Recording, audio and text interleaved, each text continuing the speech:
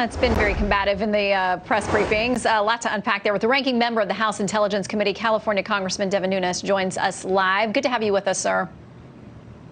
Great to be with you, Shannon. Thank you. Let's start by talking about China. In the New York Times, under the headline, "Its coronavirus cases dwindling, China turns focus outward," about now how they're reaching out to other countries. It says, with new daily cases at home dwindling into the single digits, China's mounting a diplomatic offensive to help. An aid blitz that is giving China the chance to reposition itself not as the authoritarian incubator of a pandemic, but as a responsible global leader at a moment of worldwide crisis. Congressman, is that going to fly? I don't think so. House Republicans on the Intelligence Committee have had a long-running investigation into China. And what you're beginning to see is what we've been seeing for many years, and that is that this is an authoritarian regime that cannot be trusted.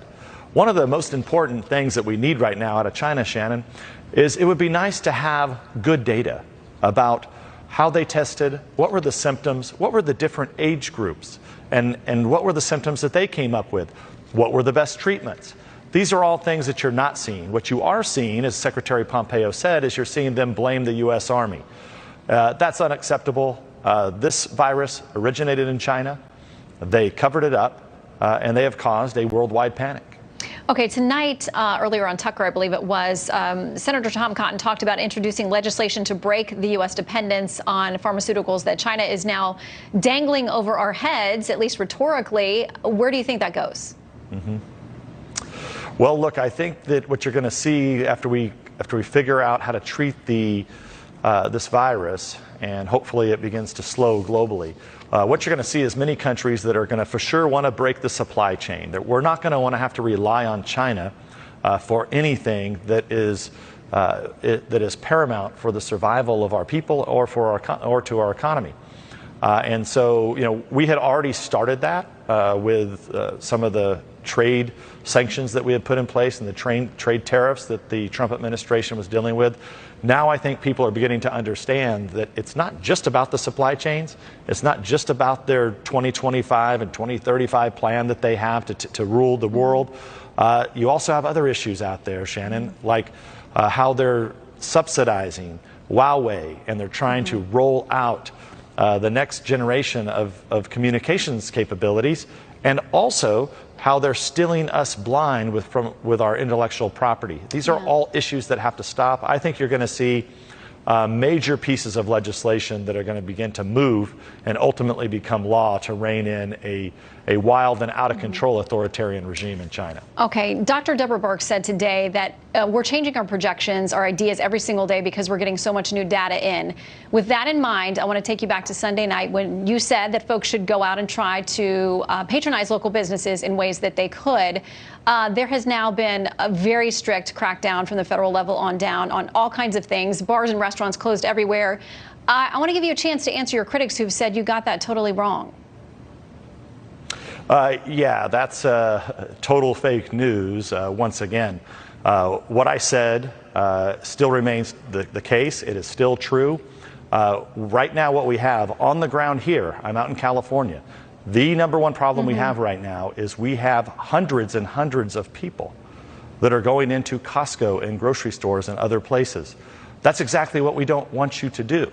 In the meantime, we have restaurants that are remaining open that can serve food safely and cheaply. They're moving to takeout. You have drive-thrus. So once again, this is the fake news making this very political.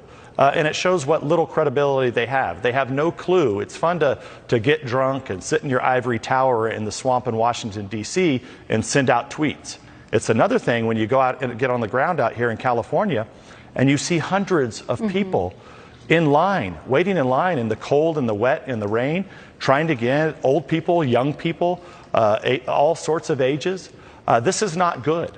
And right now we actually do have we have restaurants that are open. Yeah, we do where too, people here. can go and get food. Yeah, it's just, as you know, in D.C. right now, it's just pickup. Would you say to people, though, not to go places where there are dining rooms or open areas? Are you strictly saying you can pick up, but don't go to places where you're going to sit down and be next to people?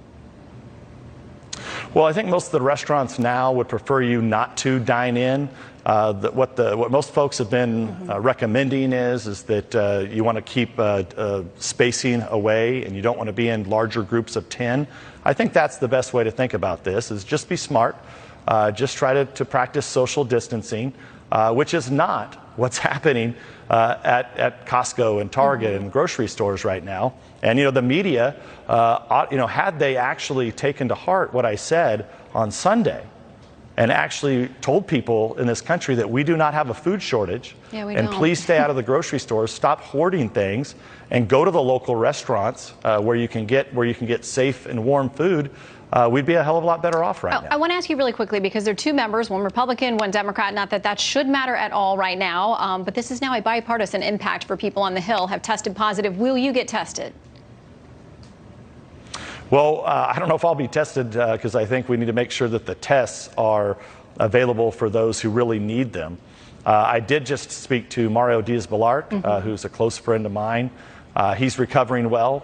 He said that he had some high fever over the weekend, sharp headache, has a cough, but feels pretty good, and wanted everyone to know that a lot of people can get over this. And I still think the number one issue that we have out there right now, Shannon, is that if you have a respiratory issue at any age, you need to be very, very careful. And Mario Diaz-Balart had actually self-quarantined himself because he has family members that have respiratory issues, and thankfully he did that. He stayed away from his family because he knew he was around a lot of people, and he knew getting close to someone that had a respiratory issue could be problematic, and he made the right choice for his family. We all need to follow those guidelines. And today, the Surgeon General said 99.3% of people will recover. We got to share that message as well. Congressman Nunes, thanks for making time for us. Good to see you. My pleasure. Thank you.